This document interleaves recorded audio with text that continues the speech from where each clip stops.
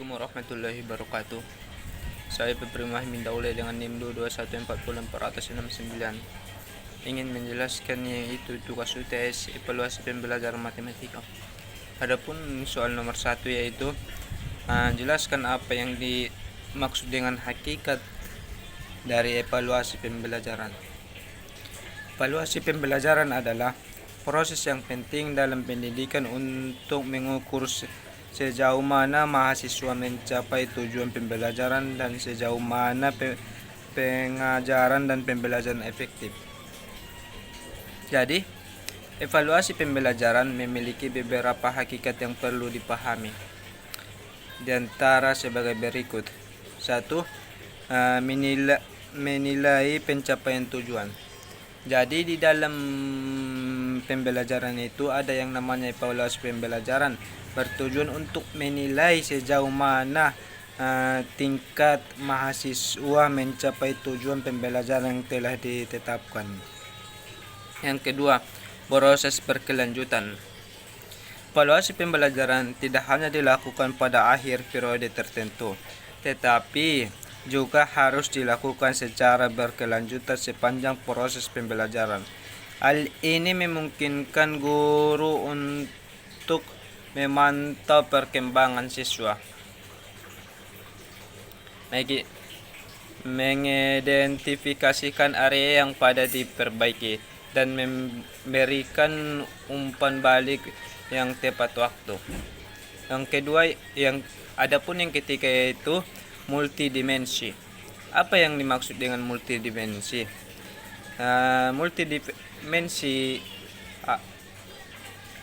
Multidimensi yaitu seperti pengetahuan, keterampilan, pemahaman, konsep dan nilai. Evaluasi harus mencerminkan keragaman kemampuan dan fitur siswa serta mencakup berbagai jenis tugas, tes, proyek, dan pengamatan. Adapun yang keempat yaitu penggunaan metode yang bervariasi. Jadi di dalam evaluasi pembelajaran menggunakan banyak metode yang beragam untuk mengumpulkan informasi tentang godaan siswa. Metode yang tersebut yaitu meliputi teks tertulis, ujian lisan, presentasi membantu, dan sebagainya. Adapun yang kelima yaitu pembelajaran formatif atau sumatif. Evaluasi yang dapat bersifat formatif atau sumatif. Evaluasi formatif dilakukan selama proses pembelajaran untuk memberikan umpan balik kepada siswa dan guru perbaikan selanjutnya. Sementara evaluasi sumatif dilakukan pada pembelajaran akhir periode untuk penentuan keinginan akhir siswa. Yang keenam yaitu objektif dan keadilan. Evaluasi pembelajaran harus dilakukan secara objektif dan adil. Hal ini berarti kriteria evaluasi harus jelas, prosedur evaluasi harus konsisten, dan hasil evaluasi tidak boleh dipengaruhi oleh faktor yang tidak relevan, seperti latar belakang sosial dan jenis kelamin siswa. Yang ketujuh yaitu penggunaan hasil evaluasi. Hasil evaluasi pembelajaran harus digunakan untuk meningkatkan pengajaran dan pembelajaran di masa yang akan datang. Guru dapat menggunakan hasil evaluasi untuk menyelesaikan strategi pengajaran, memberikan bantuan tambahan kepada siswa yang membutuhkan, dan mengembangkan pembelajaran program yang efektif. Dengan memahami hakikat evaluasi pembelajaran, guru dapat melakukan evaluasi yang lebih efektif dan memberikan umpan balik yang lebih baik dan kepada siswa. Evaluasi yang baik membantu mengingatkan pembelajaran siswa dan mencapai lingkungan pembelajaran yang lebih efektif dan eksklusif. Dan soal yang kedua yaitu jelaskan pengertian taksonomi Bloom beserta contohnya dalam memahami matematika. Yang pertama yaitu apa itu taksonomi Bloom?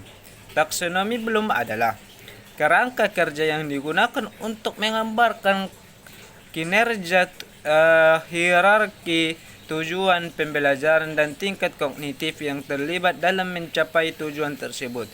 Taksonomi Bloom terdiri dari enam kognitif, yaitu pengetahuan, pemahaman, aplikasi, analisis, sistematis, dan evaluasi. Berikut ini adalah contoh soal dalam matematika menggunakan taksonomi Bloom. Yang pertama yaitu pengetahuan. Apa rumus untuk menghitung keliling persegitiga? Otomatis kita harus yang namanya mengetahui apa rumus dari segitiga tersebut. Adapun soal yang kedua dalam pengetahuan yaitu sebutkan nama angka yang berada di depan angka ribuan.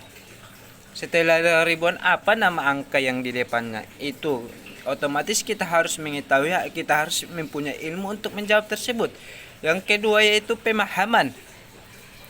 Seperti soalnya, jelaskan apa persamaan linear. Kita harus memahami yang nama persamaan linear. Kalau kita tidak paham, maka taksonomi kita belum mencakup. Dan soal yang kedua yaitu apa perbedaan antara mean, median, dan mode. Itu juga harus kita pahami yang namanya median, mean, dan mode. Yang ketiga, aplikasi. Jika seorang petani memiliki lahan dengan ukuran 150 meter kali 200 meter, berapa luas lahan tersebut? Otomatis kita harus untuk memudah dalam pemahaman, kita harus yaitu mempraktekkan atau main di lapangan langsung biar menambah mudah dalam pemahaman kita. Yang kedua, jika harga satu kardus susu adalah 5.000, seorang pembeli membeli 3 kardus, berapa total harga yang harus dibayar? Misalnya, di dalam aplikasi ini kita kasih yaitu yang namanya permen dengan harga 50.000. Jadi satu permen harganya 50.000. 1 kali 5 berarti 50.000. Kalau 3 orang pembeli, 3 kali 50.000 yaitu 150. Jadi dari hasil totalnya yaitu dalam pengaplikasian, di dalam diri kita harus ada pengaplikasian, yaitu pengaplikasiannya supaya mudah. Adapun yang keempat taksonomi belumnya yaitu evaluasi.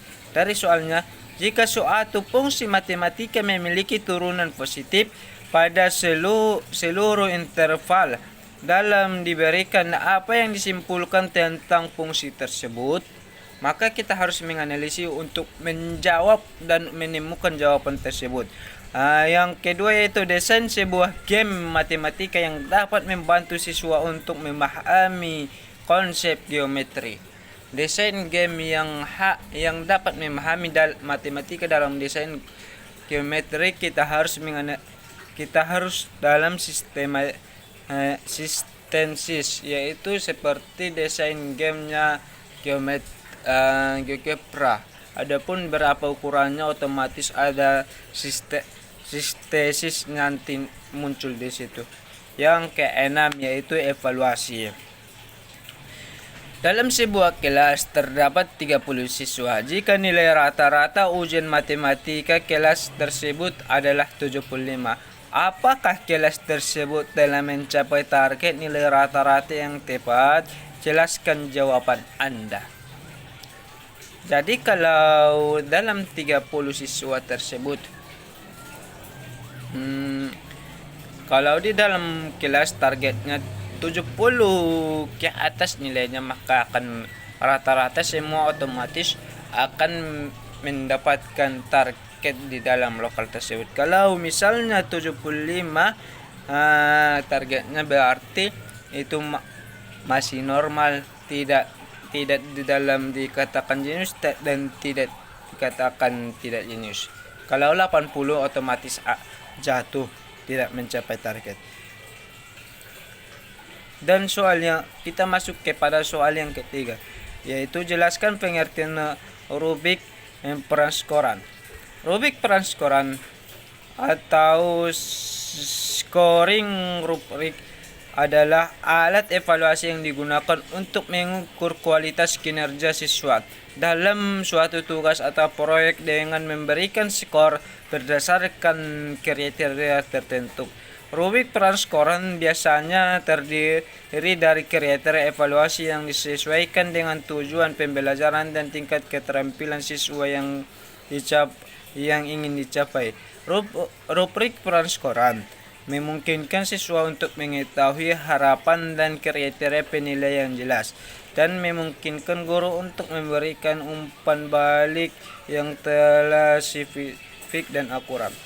Jadi di dalam contoh rubrik peranskoran dapat kita lihat di internet, yaitu untuk mempermudah seorang guru di dalam membuat soal, yaitu di dalam pengajaran tersebut. Kita masuk kepada soal yang keempat, yaitu jelaskan pengertian validitas, reliabilitas, dan indeks kesukaran gaya beda dan kriteria penerimaan soal beserta contoh. Yang pertama yaitu validitas. Validitas mengacu pada sebuah mana instruksi pengukuran, misalnya teks, kuesioner, dan rubrik penilaian. Mengukur apa yang seharusnya diukur. Validitas memastikan bahwa instruksi tersebut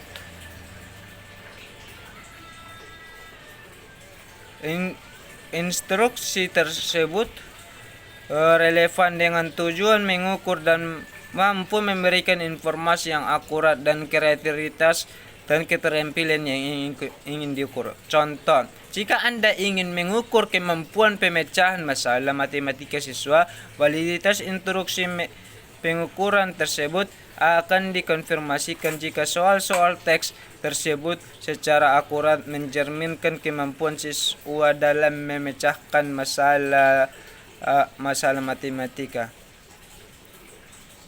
Jadi, validitas ini adalah alat ukurnya di dalam pemecahan soal, atau sering kita disebut yaitu teksnya.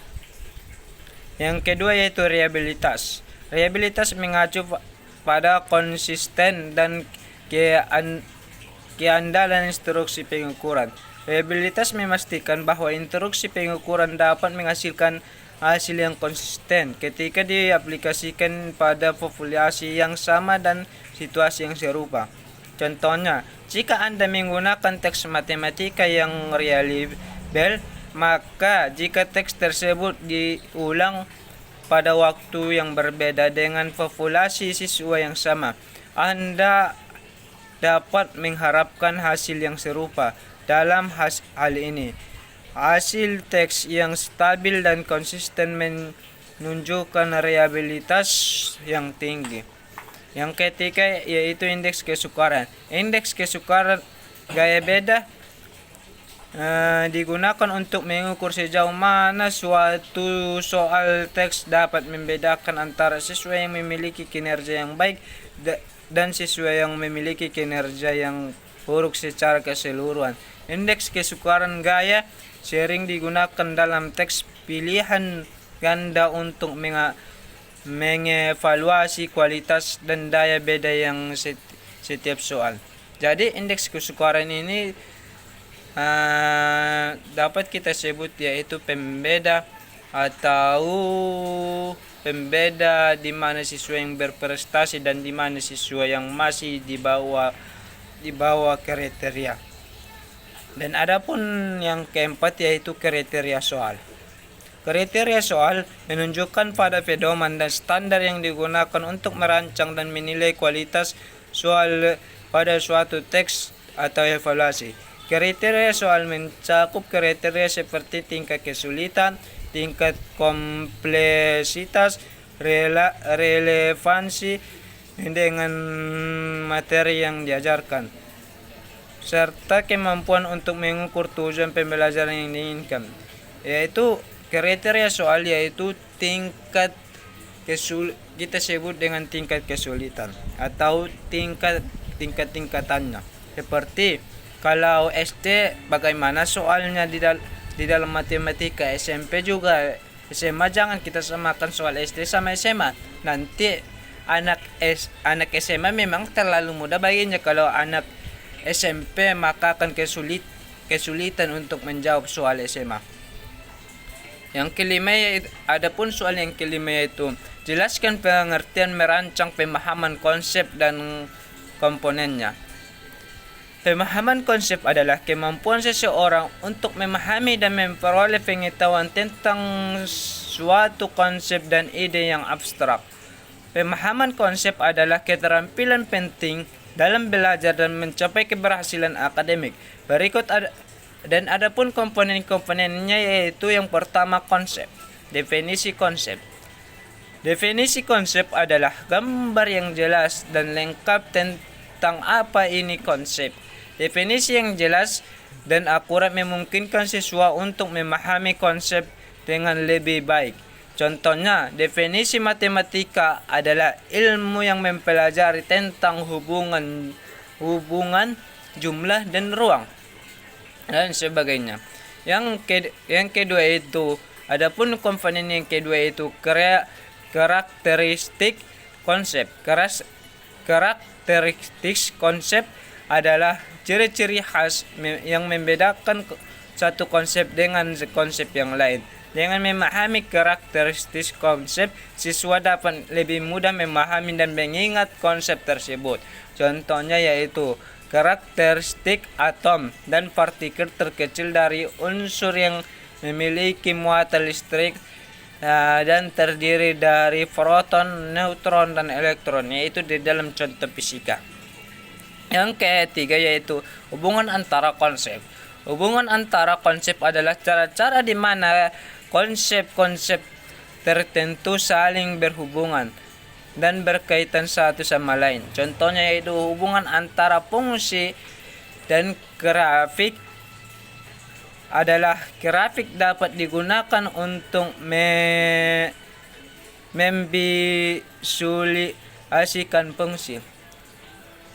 Ya, adapun yang keempat yaitu contoh konkret. Contoh konkret adalah dapat membantu siswa memahami konsep yang lebih baik. Contohnya yaitu contoh konkret dan prinsip arguments adalah ketika seorang mandi di dalam bak mandi, maka air di dalam bak mandi akan naik karena tubuh orang tersebut menggeser volume air di dalam bak. Yang kelima yaitu konsep analogi. Konsep analogi yaitu cara untuk membantu siswa memahami konsep yang sulit dengan membandingkan dengan konsep yang lebih mudah. Contohnya, analogi untuk membantu memahami bagaimana sistem saraf bekerja dan adalah seperti jaringan komputer yang mengirim sinyal dari satu komponen ke komponen yang lain. Kalau analogi ini kata-kata lebih mudahnya yaitu perbandingan yang sulit kepada yang mudah, tetapi sama-sama satu tujuan. Kita masuk kepada soal yang keenam, yaitu pengertian merancang pemahaman konteks. Adapun pemahaman konteks adalah kemampuan untuk memahami latar belakang, situasi lingkungan dan kerangka acuan mempengaruhi suatu peristiwa, konsep atau masalah tertentu.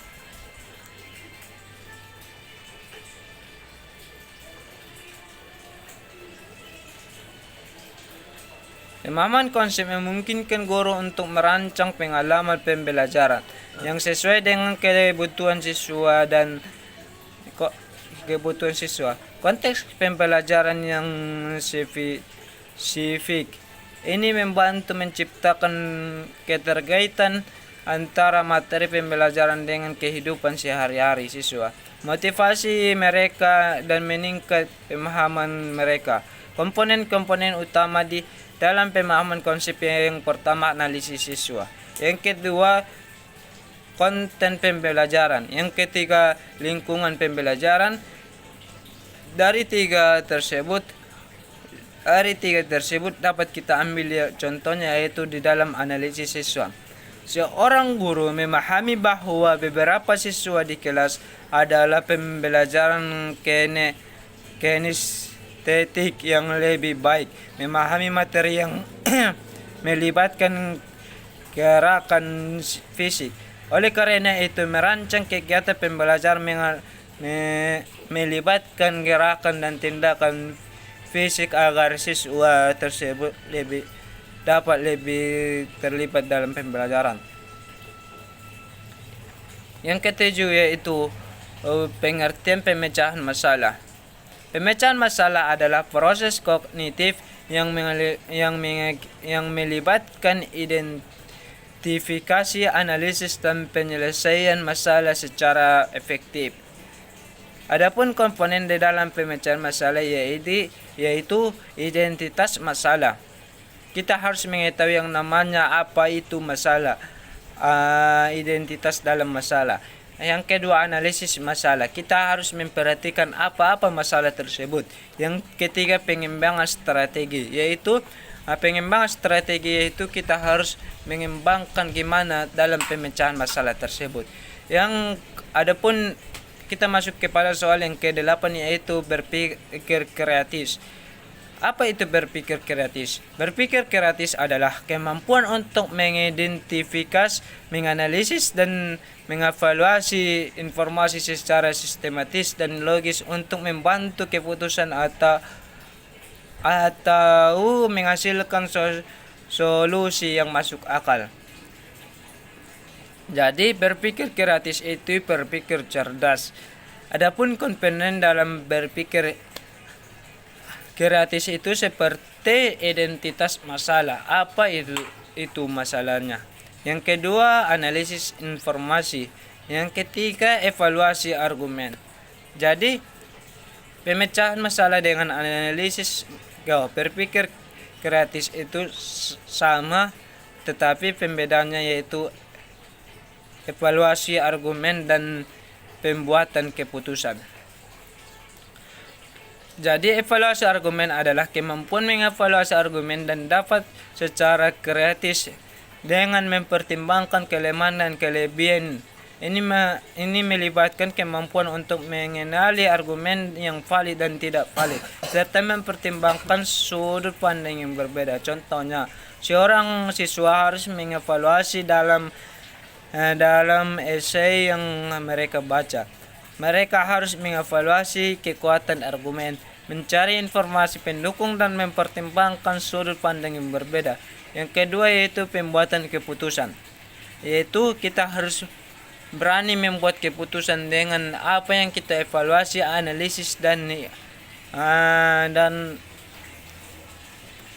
lebih mudah apa yang kita teliti. Kita harus membuat keputusan di dalam satu informasi tersebut. Dan selanjutnya yaitu kita masuk kepada soal yang nomor 9, yaitu pengertian apa itu pengertian kreatif. Kreatif adalah kemampuan untuk menghasilkan gagasan, pendekatan, dan atau solusi yang orisinal dan inovatif dan dalam konteks matematika.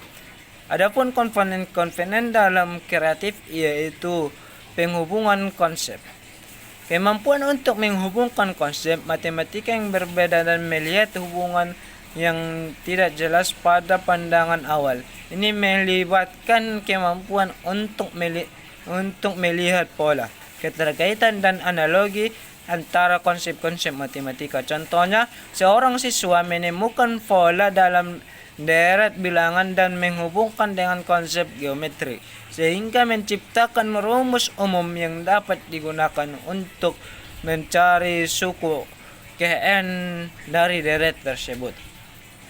Yang kedua yaitu melihat alternatif, kemampuan untuk berpikir di luar batasan konvensional dan mencari alternatif solusi atau pendekatan yang tidak umum. Yang ketiga yaitu inovasi metode. Dan yang keempat yaitu generalisis dan ekstensi. Dan kita masuk kepada soal nomor 10, yaitu apa perbedaan PAP dan PAN. PAP adalah proyek akhir penelitian. PAN adalah proyek non penelitian. Jadi, adapun perbedaan jenis penelitian PAN dan PAP adalah PAP merupakan proyek akhir yang memerlukan proses penelitian dan analisis secara mendalam. Pada umumnya, PAP menekankan untuk menyusun hipotesis, pengumpulan data, analisis, dan interpretasi data. Sedangkan PAN merupakan proyek akhir yang lebih berfokus pada aplikasi teori atau konsep kehidupan nyata. PAN tidak melibatkan penelitian dan analisis yang mendalam seperti PAP. Jadi, dalam kesimpulannya, perbedaan antara PAP dan PAN terletak pada jenis penelitian yang dilakukan, pendekatan yang digunakan, dan bentuk laporan yang dilakukan. Cukup sekian dari saya. Bila ada kata-kata yang janggal atau salah, saya minta maaf. Akhirul kalam. Assalamualaikum warahmatullahi wabarakatuh.